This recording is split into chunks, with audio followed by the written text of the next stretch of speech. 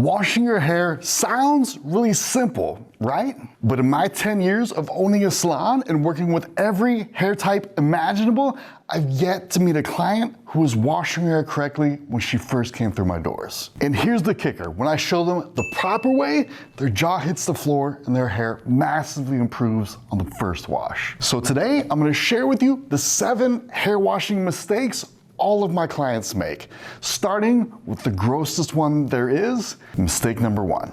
Picture this, there's a sneaky spot in the back of your head where your hair is the thickest. I call this the jungle.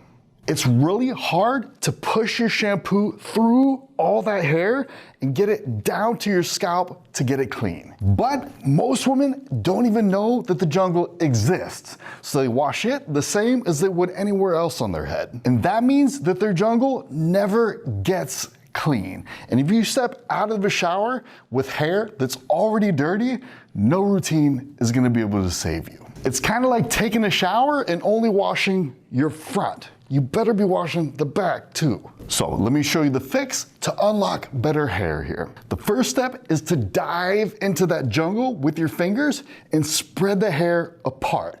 That way, your shampoo has easy access to go straight down to your scalp. And by the way, do not lather it up yet, because then you'll never get your shampoo all the way down there. Leave it in liquid form for now. All right, so this might sound a little wild here, but just go with me on this. Your shampoo needs to go where the oil is, and the oil is underneath your hair on your scalp.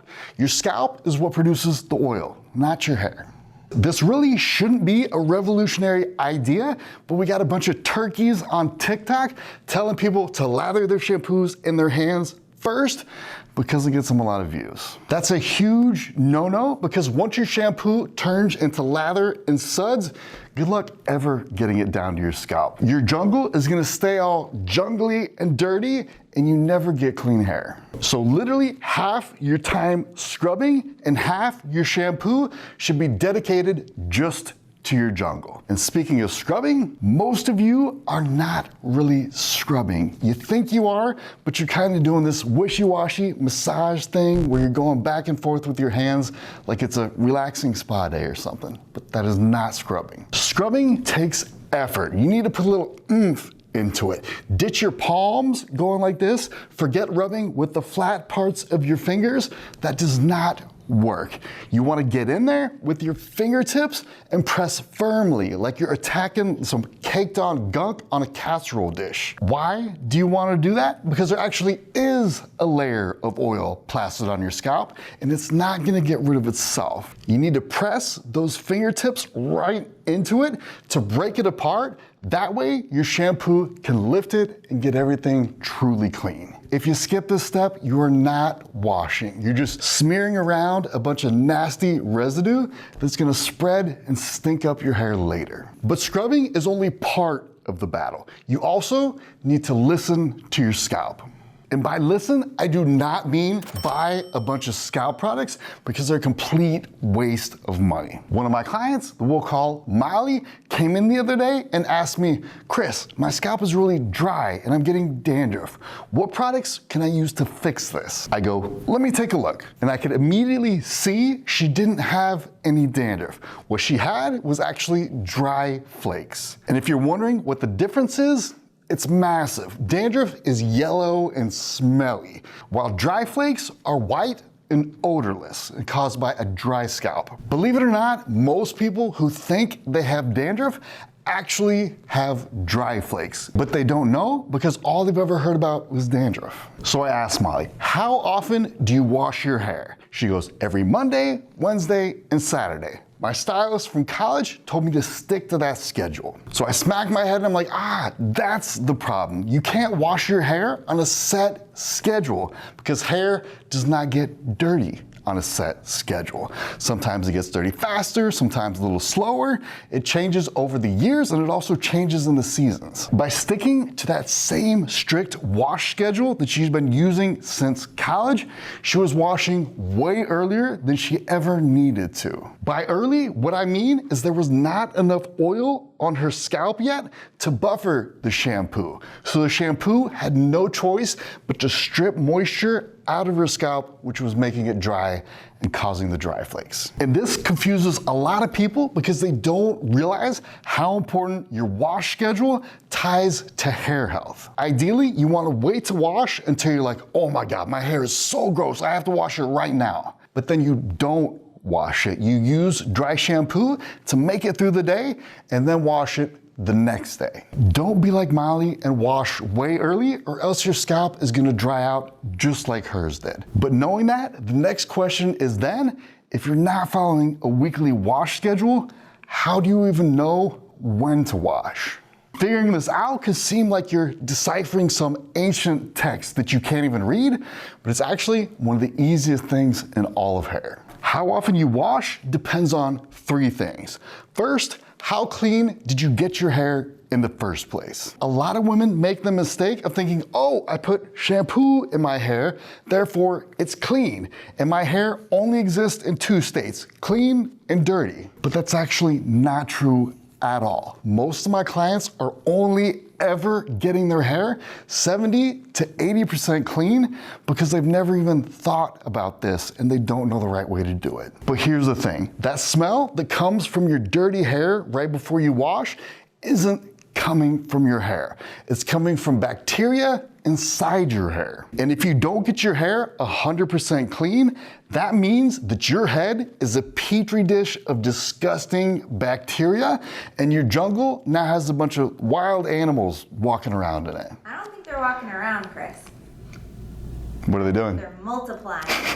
Beep. And that bacteria is multiplying and spreading throughout your hair to make it get dirty much more quickly than it actually should. So it's really, really important that you get rid of all that bacteria so your hair is 100% clean, which means your hair will stay fresh for way longer.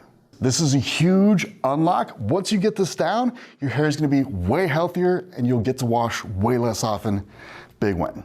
So let's talk about a special way to do this that makes it really easy. First, there's no more shampoo plopping. You cannot put a big old glob of shampoo on your hand and then just plop it on your head. It's a huge waste and it does not get your hair clean. What you're gonna do instead is spread your shampoo out through your hair. Half of your shampoo is gonna go in the back in the jungle, like we talked about earlier.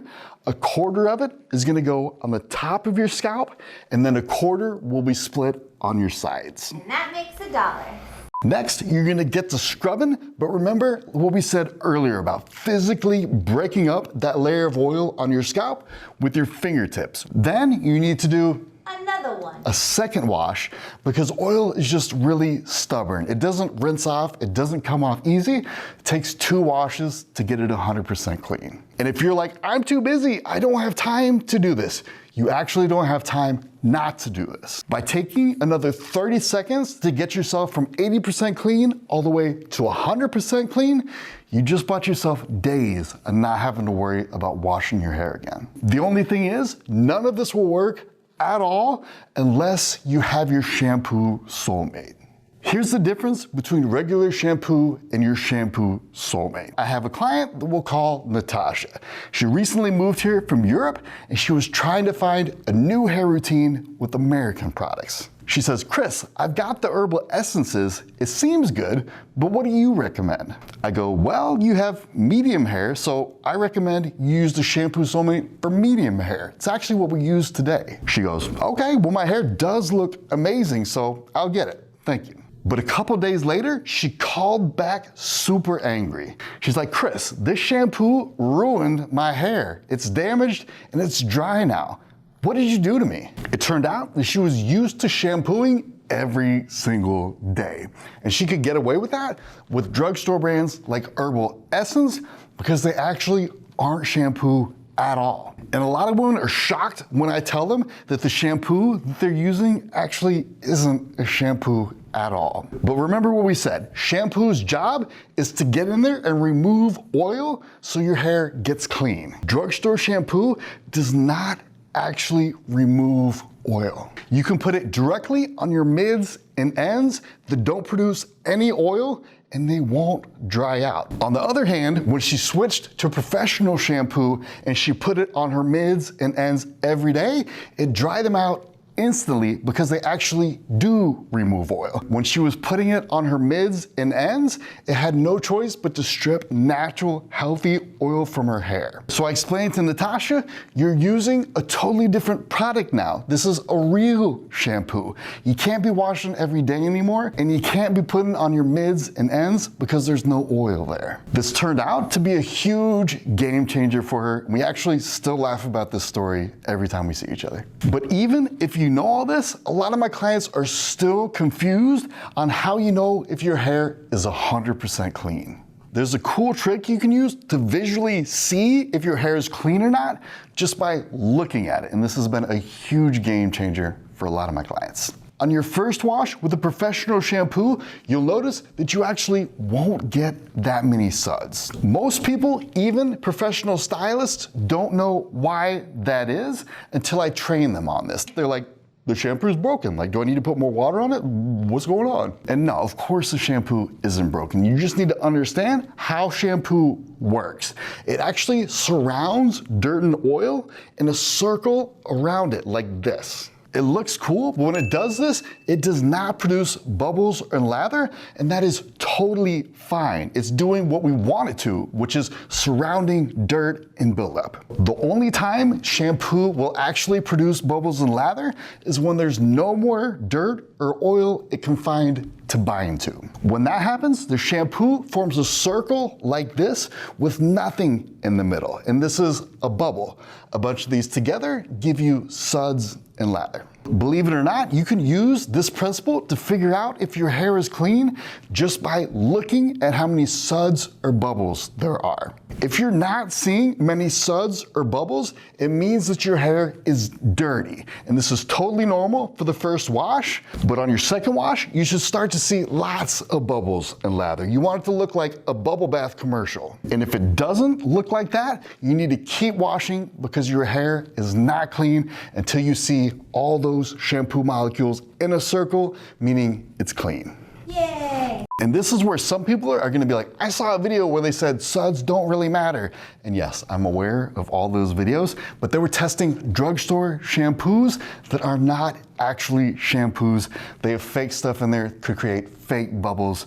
Ignore those videos. But if you use a professional shampoo, which you 100% must be using, you can try this out in your shower tonight if you don't believe me and see the truth. So that's a pretty cool trick, but we still have to cover conditioner because people making even worse mistakes on that. When I first got into hair, I knew literally nothing. Everybody else was a girl and they had their own hair that they were used to brushing and taking care of, so they were all much better than me. I'd be doing someone's hair and look around and I'd be like, wait, why isn't my model's hair as shiny as everybody else's? It took me a week to finally figure out that when I was putting conditioner on their hair, I was trying to do it really quickly because I was slower and just trying to keep up with everybody else, so I didn't take enough time to properly wring all the water out. What that meant was when I put the conditioner in there, it couldn't make good contact with the hair because there was so much water surrounding it, so it didn't get any of the benefits of conditioner. But believe it or not, me sucking at hair at first was actually a huge blessing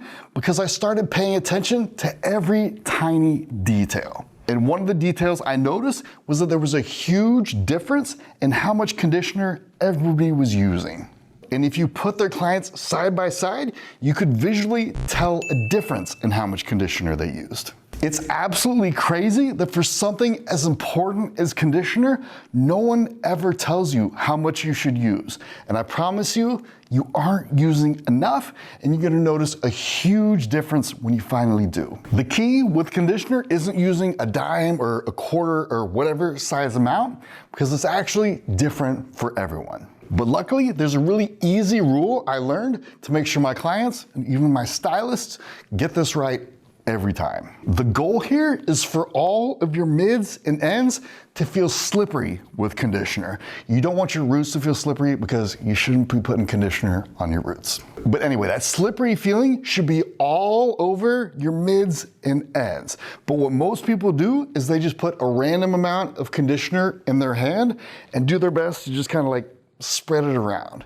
But when you do that, some of your hair gets conditioner and some of it doesn't. And trust me when I tell you that you don't want any of your hair to miss out on conditioner because it's one of the most important products out there. You probably already know that. If you follow this routine, you'll be shocked by how great your hair looks. Remember, you don't need to be good at hair to have good hair. You just need somebody who's feeding you the right answers. If you need help finding your shampoo soulmate or any other perfect product match for your individual hair type, check out my recommended product list. It has a hair type quiz and walks you through everything. Stay safe out there, Rebel. Have a good one.